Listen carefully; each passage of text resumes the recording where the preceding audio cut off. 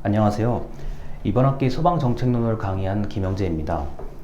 지난 학기에도 인사를 소방 심리학으로 드렸었는데요. 이번 학기에 소방정책론을 다시 강의를 하게 됐습니다.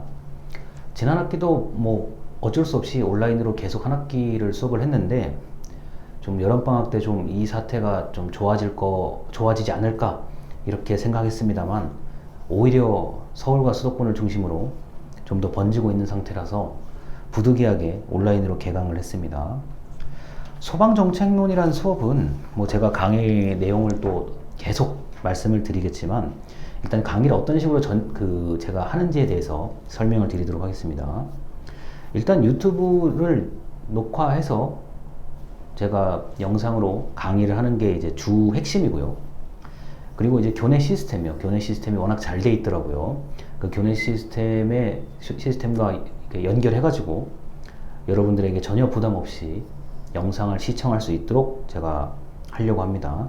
이미 제 수업을 지난 학기에 소방심리학 들어보신 분들은 아시겠지만 그때보다 조금 더 편리하게 제가 아무래도 이제 한번 해봤으니까요.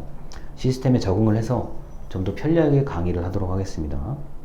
실제 대면 강의는 나중에 상황이 좋아지면 코로나 바이러스 상황이 좋아지면 그때 이제 가서 하는 거고요. 또 지금 50명 정도의 수강생이 있는데 이건 거리두기 형태로 강의실에 앉다 보니까 이게 어쩔 수 없이 또 사실 수강 인원 대기자가 더 있는 걸로 제가 알고 있는데 강의실의 어떤 여건 때문에 부득이 받지를 못했습니다. 그 점은 제가 양해를 드립니다.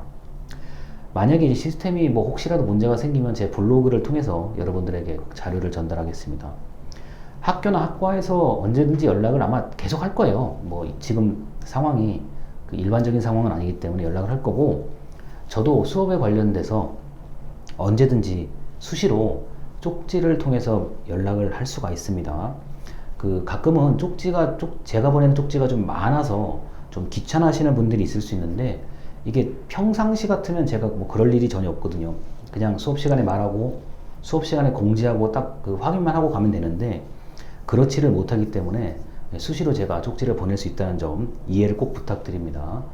간혹 이제 제가 보내는 쪽지가 잘 전달되지 않는 경우들이 있어요. 그럴 때를 대비해서 공지사항에 제가 중요한 것들은 공지사항에 또 남기도록 하겠습니다.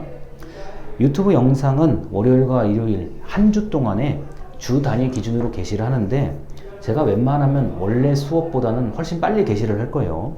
그러면은 이게 그 해당하는 주의 영상이구나 이렇게 생각을 하시면 되겠습니다. 한 주의 영상은 한 개의 영상은 8분에서 12분 정도고요. 그런 한 개의 영상이 4개에서 6개 정도 모이면 학교가 지정한 기준 시간에 딱 맞을 거라고 생각을 합니다. 그래서 영상 한 개에 한 10분 정도 하는구나, 이게 5-6개가 있구나 이렇게 생각하시면 큰 문제가 없습니다. 자, 이렇게 해서 어떤 식으로 제가 촬영을 하는지를 좀 계속 소개를 좀 드려야 될 것 같아요. 그 영상을 촬영하는 방식은 일단 스마트폰으로 제가 촬영을 해서 편집을 하고 유튜브에 게시를 합니다. 게시한 유튜브가 완전히 게시가 되면 제가 그때 공지를 하는데요.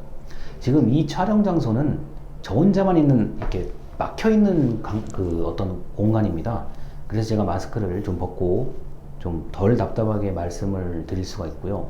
또 마찬가지로 복도에 나가게 되면 다른 분들이 또 1인용 공간에서 영상들을 촬영하고 있기 때문에 또는 공부하고 계시기 때문에 그나마 좀 편하게 말을 할 수 있는 것 같습니다. 이 영상은 한 개의 영상에 한 개의 영상에 한 개 또는 2개의 주제만 얘기하면 딱 10분이 걸려요. 제가 해보니까 그렇더라고요. 만약에 얘기할 게 많다 그러면 영상 한 개에 한 가지 주제를 계속 얘기할 수밖에 없는 거고요. 자, 그렇게 해서 몇 개의 주제를 얘기하다 보면은 그것을 모으면 한 개의 장이 됩니다. 우리 교과서를 보면은 제1장, 제2장, 제3장 하듯이 한 개의 장이 완성되는데요. 영상 5개에서 6개가 한 개의 장을 완성한다 이렇게 생각하시면 되겠습니다. 자, 교내 시스템은 지난 학기와 비슷하게 공지사항 그리고 과제 게시판 정도를 제가 주로 활용을 할 거고요. 그것은 이제 분명해지면 제가 어떻게 강의를 하다가 뭐 좀 알려드릴 게 분명해지면 그때 또 얘기를 하도록 하겠습니다. 자, 과목 소개인데요. 뭐 일단 교재는 제가 이미 강의 자료에 올려드렸습니다. 그 교재를 처음부터 차례대로 말씀을 드릴 거고요. 이게 정책학이라는 부분이 워낙 교재가 많은데요. 가장 그 중에서 좀 무난하게 쉽게 강의할 수 있는 교재를 선정을 했고, 자, 교재 내용 더하기 소방, 안전, 재난에 관련된 사례들을 또 말씀을 드리도록 하겠습니다. 그래야 여러분들이 공부하시기가 좀 편할 것 같고요. 이 소방관 또는 안전관리 분야에 공부를 또 시험 공부를 하실 분들이 분명히 계시기 때문에 그런 그 시험 공부하는데 도움이 되는 좀 일반적인 얘기들을 제가 말씀을 드리도록 할게요.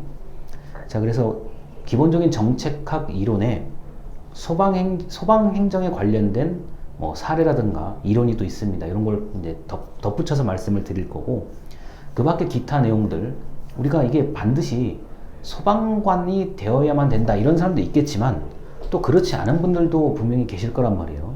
그래서 상식적인 수준에서 알면 좋은 것들이 있어요. 우리 정책학의 수많은 내용들 중에 상식적으로 알면 참 좋은 것들이 있는데, 그러한 내용을 또 소개해 드리도록 하겠습니다. 그리고 이제 이게 가능하다면 제가 참고 동영상을 안내를 해 드릴게요. 그거는 이 영상하고는 관련이 없고요. 이미 기존에 유튜브에 있는 영상 중에서 소방에 관련된 좀 좋은 영상이 있으면 소개를 해 드릴 겁니다. 그리고 걱정하실 필요가 없는 게 이 수업은 일상에서 충분히 알 수 있을 만한 내용들이 많아요. 그런데 우리가 정책학이라는 과목을 이렇게 따로 놓고 봐서 그렇지 내용 자체는 이게 우리 일상에 있는 내용인데, 있는 내용을 이론으로 좀 이렇게 만들다 보니까 어려워 보이는구나, 이렇게 생각하시면 되겠습니다. 사실 충분히 알 수 있는 내용이고, 이 소방과 재난, 안전 영역은 아주 안타깝게도 이게 사람이 딱 바로 확인할 수 있는 수준의 사례와 사건들이 대부분이에요. 자, 우리가 이제 예방하는 것도 중요하고 눈에 보이지 않는 것을 잘 처리하는 것도 중요한데, 대체적으로 이 재난 상황, 위기 상황은 인간이 확실하게 느낄 수 있는 수준으로 보통 다가오는 게 많습니다. 그러다 보니까 사례나 사건은 뭐 금방 알 수 있을 정도가 되는 거고요. 여기 계신 분들이, 이 영상을 보고 계신 분들께서 사례 자체는 굉장히 무난하게 다가올 거고, 이론을 제가 좀 쉽게 설명하는데 좀 초점을 두려고 해요. 그래야 여러분들이 이게 이 이론이 이 사례에 좀 관련이 있는구나, 요걸 좀 이제 제가 좀 알려드리고 싶습니다.